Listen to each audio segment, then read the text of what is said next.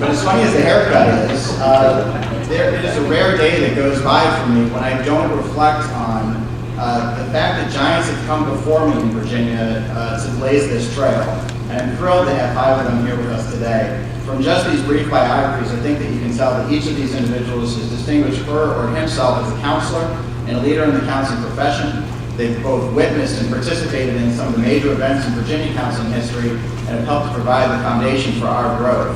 So we'd like to get right into the discussion. I've sent some prompts ahead of time of things we might talk about, but I'd like to also see if there's an opportunity at the end for us to get some questions from the group. So if you have things that you'd like to ask, keep them in mind, we'll see what we can get to. Just to set the stage, though, for our conversation, I wonder if each of you might tell us briefly what made you decide to become a counselor? Maybe starting with Ed James, what made you decide to become a counselor? Can you hear me? No.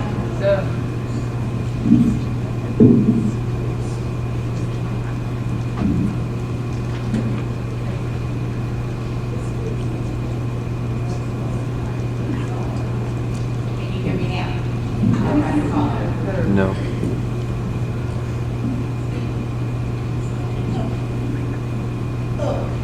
We hope we don't pull out the cord. Can you hear me now? I started out my professional career as a first grade teacher before special education services were mandated by federal law. And I had 35 first graders without any assistance. And I had children who had learning problems. I was in a high, low-income school, had children with emotional problems. And the response in the early 1970s, this time mid-60s, that long ago, but the response was if you have a child with very serious problems, sometimes was to tell the parents that they did not belong in a public school setting. And the parents would have to find something at their own expense. And for most of you here, you started after that and in a time when there are lots of services, but as budgets come and go, services tighten up and sometimes the requirements to get help also change. So students who got services in the late 70s after the federal law was passed, those students that qualified at that time no longer would qualify in most school systems because they're in the regular classroom. But as a regular teacher, I became among the first 18 who would be certified to teach emotional disturbed students in Kentucky. And that led to becoming certified to teach children with learning disabilities. And I realized that as a teacher, I could not meet all of the needs of those students and be a teacher too. And I began to look at counseling as a way to coordinate and bring together all of those services that students need, to work with teachers and parents, to look at other services within the school system as well as in the private sector. And that's what led me into counseling, wanting to bring all of those things together to help students so that it wasn't limited to just what I could do as a classroom teacher, that I could bring all those services together. I love the one-on-one counseling, I love the small group, but as an elementary person, a big part of what I did was coordinating and bringing all of those services together for students so that they had a good chance to be successful. And I'm very pleased that I've lived long enough that some of my students actually have gone to college and have college degrees today, and yet they were special ed students, but they were students who were the throwaway kids, the people that couldn't do. But when we can coordinate and bring services together, you can help those people be successful.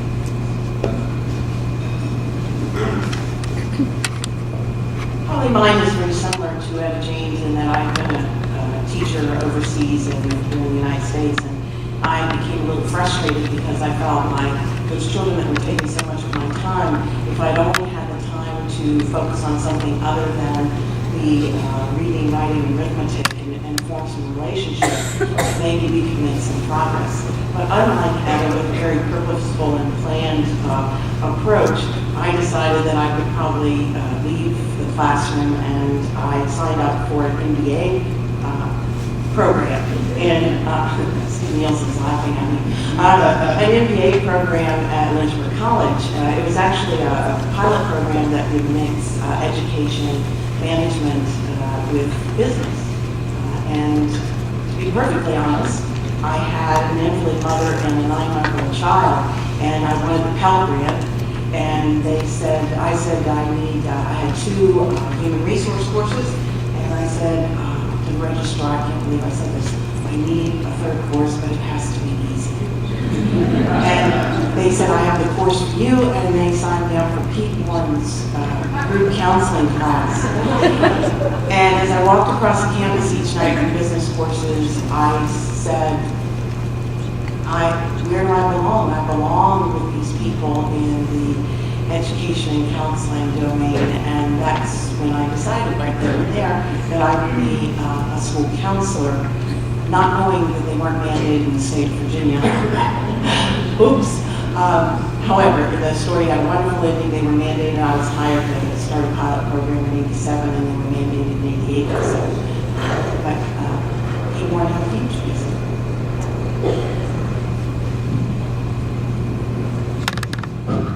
This is working. Okay, great.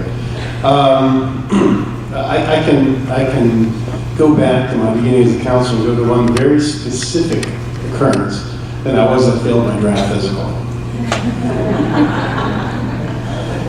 Figuring I had my career planned out for me back then, I was now left sort of open to figure out what to do. Now, I was a psychology undergrad, so I figured I might try something related to that. And relieved that I was not going to be in a place where people would be shooting guns and things like that, I enrolled in the counseling program at Kent State University in 1970. Some of you are old enough to realize the implication of that. I did not have a particularly distinguished academic career up to that point. I'm probably diagnosable ADD, anyone who hangs around me knows that. And probably a bunch of other learning disabilities. And so I enrolled in the master's program, and back then this was in rehab counseling, they were giving stipends, and they paid for your whole education. So I figured at least it's a way of putting off getting into the real world for 2 years, which it was. But I remember the moment in my very first techniques course, and again, I had not really done very well in anything up to that point. But in the very first role play, I said, I'm home. I'm home. This is what I do. And the rest is history. Well, I hate to admit it, but I became a counselor by accident. I enrolled in the master's degree program at the University of Florida in student personnel services. And Dr. Robert Stripling called us all together the first week of classes and said, we've changed the name of our program. It's now counselor education.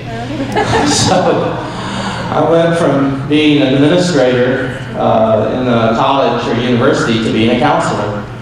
And I liked it though, so it went great. I enjoyed my education, and I was really happy to be a counselor by the time I finished the program 2 years later. But I really found my personality when I became a lawyer, and that probably suited me much better from a personal standpoint. But I've dedicated my career and have really enjoyed being a counselor, even though it was an accident. Bob, yours was a little bit unusual too, wasn't it? I can't say my career choice was an accident, because I've reached the stage in life that you reflect on things and you know you don't understand what's going on in life, but you think there's something there more than chance events. In any event, and I am not making this up because today is Veterans Day, my career as a counselor is a result of experience in the Army. When I was an undergraduate, I was faced with the choice: be draft eligible or enroll in ROTC. I enrolled in ROTC. I completed the training associated with that.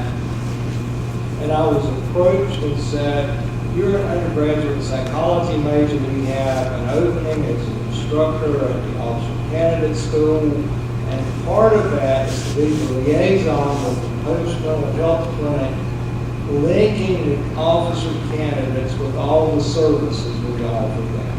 Well, thinking about all the things that were going on in the world at that time, I decided that was a deal that you could not turn down. I turned it down.